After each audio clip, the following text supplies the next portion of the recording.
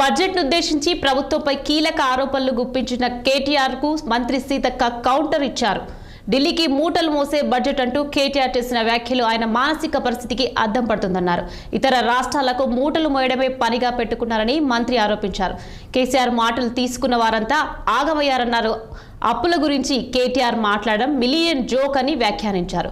రాష్ట్రాన్ని మోయలేనంత అప్పులు కుప్పగా మార్చింది బీఆర్ఎస్ ప్రభుత్వం అన్నారు. మహిళా శ్రేయస్సును దృష్టిలో ఉంచుకొని ఎక్కువ నిధులు కేటాయింపు జరిగిందంటూ వ్యాఖ్యానించారు మంత్రి సీతక్క.